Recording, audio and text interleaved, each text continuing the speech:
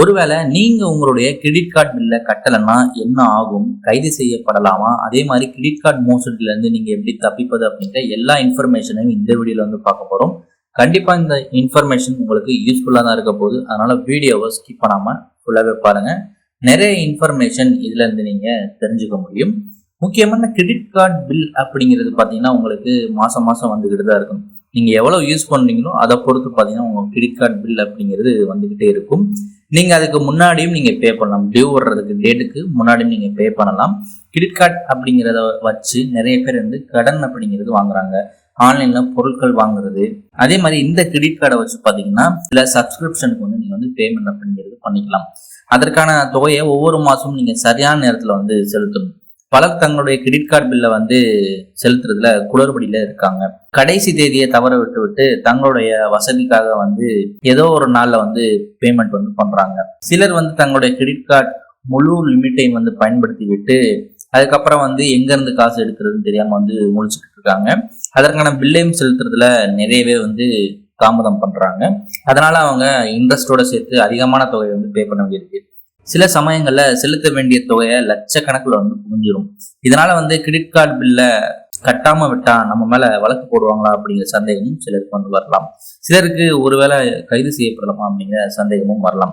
சட்ட சிக்கல்கள் ஒரு சில நேரம் நீங்களை தவிர்ப்பதற்கு என்னென்னலாம் பண்ணலாம் அப்படிங்கிற உங்களுடைய எல்லா கேள்விகளுக்கான பதிலும் நீங்க இந்த வீடியோல வந்து தெரிஞ்சுக்க முடியும். 6 மாதங்களுக்கு உங்க கிரெடிட் கார்டு நீங்க பயன்படுத்தாமல் இருந்தால் வங்கி அதை வந்து செயலுக்க செய்ய வாய்ப்பு இருக்கு. பல சமயங்கள்ல அதை வந்து ஃபுல்லாவே வந்து பிளாக் பண்றதுக்கான வாய்ப்புகள் இருக்கு. இது உங்க கடன் தகுதியை வந்து நேரடியாக வந்து பாதிக்கும். உங்கள் கிரெடிட் ஸ்கோரை வந்து குறைச்சு விட்டுரும். உங்கள் கடன் வரம்பு அப்படிங்கிறதும் குறைஞ்சிரும். இதனால நீங்க வந்து ஒரு கிரெடிட் கார்டை பயன்படுத்துறீங்க அப்படின்னா நீண்ட காலத்துக்கு அப்படியே வைக்காம அப்பப்ப சின்ன சின்ன செலவுகளை நீங்க வந்து பண்ணிக்கலாம். அதே மாதிரி நீண்ட காலம் நீங்க வந்து உங்களுடைய கிரெடிட் கார்டு பில்ல நீங்க செலுத்தாம இருந்தீங்கன்னா நீங்க ஒரு வந்து டிஃபால்ட்டரா மாறிடுவீங்க. கடன் செலுத்தாத நபராக நீங்க வந்து மாறிடுவீங்க. இது உங்கள் கிரெடிட் ஸ்கோரை ரொம்பவே மோசமாக்கிடும். வங்கி உங்களுக்கு ஒரு நோட்டீஸும் அனுப்பும். உங்க வங்கி கணக்கும் முடக்கப்படும். உங்களால் புதிய கணக்கை வந்து திறக்க முடியாது. கடனும் வந்து வாங்க முடியாது. அதே மாதிரி சேம் இதே டீட்டெயில்ஸ் தான் பார்த்தீங்கன்னா ஓவர் டிராஃப்டிங் அப்படின்னு சொல்லக்கூடிய ஒரு ஆப்ஷனுக்கும் இருக்கு. நீங்க அதிகமா யூஸ் பண்ணிட்டீங்கன்னா அதுலயும் இதே மாதிரி ப்ராப்ளம் வர்றதுக்கான வாய்ப்புகள் இருக்கு. ஓவர் டிராஃப்டிங் பத்தி நம்ம அடுத்த வீடியோல பாத்தீங்கன்னா நம்ம வந்து பேசுவோம். கிரெடிட் கார்டு பில் கட்டாம நீங்க இருக்கீங்க அப்படிங்கிற பட்சத்துல அது வந்து ஒரு குற்ற செயலாக கருதப்படாது. இது வந்து ஒரு சிவில் பிரச்சனை. எனவே வந்து பில் கட்டாததற்கு போலீஸ் வந்து கைது பண்ண மாட்டாங்க. இந்த விஷயங்கள்ல உங்களுக்கு பணம் வசூலிப்பதுதான் அவங்க வந்து நோக்கமா வச்சிருப்பாங்க. ஏன்னா வங்கி அல்லது நிதி நிறுவனத்தின் குறிக்கோள் அப்படிங்கிறது பார்த்தீங்கன்னா பணம் வசூலிப்பது மட்டும்தான். பணத்தை அவங்களுடைய இன்வெஸ்ட்மெண்ட்டை உங்கள்கிட்ட இருந்து திரும்பி பெறணும். அது மட்டும் தான் அவங்களுடைய நோக்கமா இருக்கும். நீங்கள் நீண்ட காலமாக இந்த கிரெடிட் கார்டு பில்லை வந்து செலுத்தாமல் பாக்கி தொகையை லட்சக்கணக்கில் சேர்த்திருந்தால் பணத்தை வசூலிக்க வங்கி வந்து கடுமையான நடவடிக்கை அப்படிங்கிறது எடுப்பாங்க. அதற்காக நம்ம என்னென்ன விஷயங்கள்லாம் செய்யணும் அப்படிங்கிறத பாருங்க.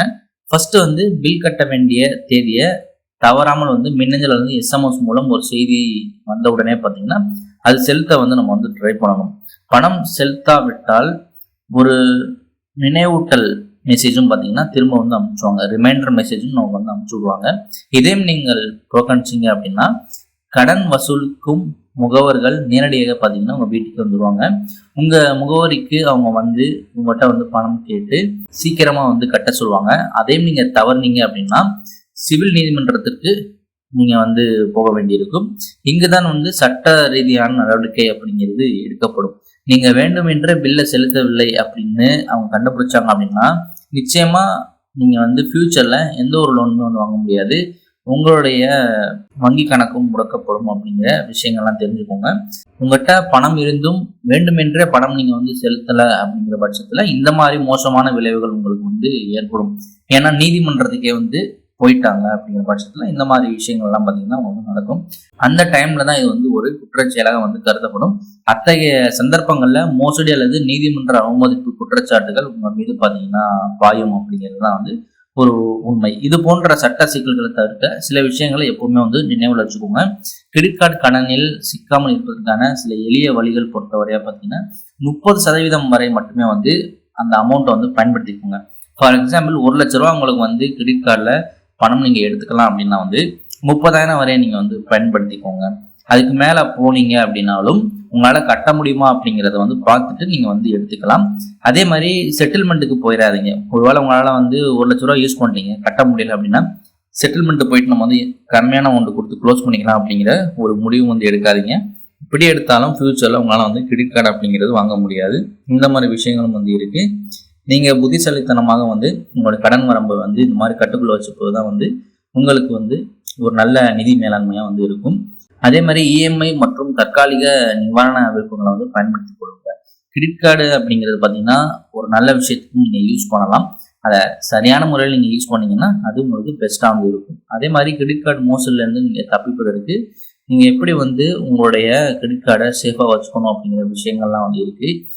உங்களுடைய கிரெடிட் கார்டை வந்து நீங்கள் ஆன்லைனில் எங்கேயுமே ஸ்டோர் பண்ணாதீங்க. எந்த ஒரு பிளாட்ஃபார்ம்லையும் வந்து ஸ்டோர் பண்ணாதீங்க. மேபி அது ஹேக் செய்யப்பட்டால் உங்களுடைய கிரெடிட் கார்டு நம்பர்ஸ், உங்களுடைய டீட்டெயில் எல்லாமே பார்த்தீங்கன்னா வேறொரு நபருக்கு போவதற்கான வாய்ப்புகள் வந்து இருக்குது. அதிகமான வாய்ப்புகள் வந்து இதன் மூலமாக இருப்பதாக வந்து ஆய்வுகளே வந்து சொல்லுது.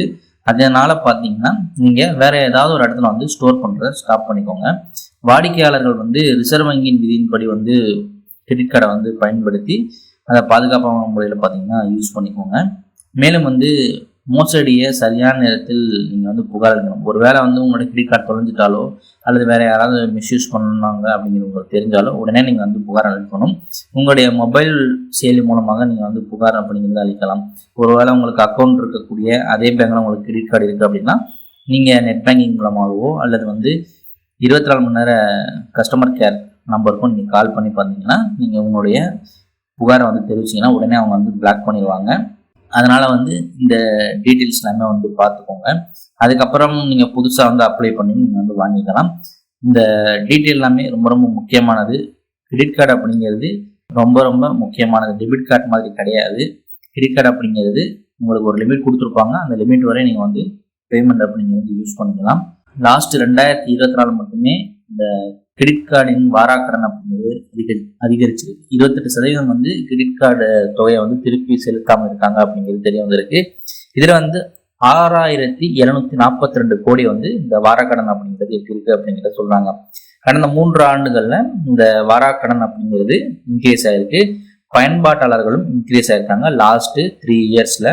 முக்கியமா இதை வந்து நிறைய பேர் யூஸ் பண்ண ஆரம்பிச்சிட்டாங்க.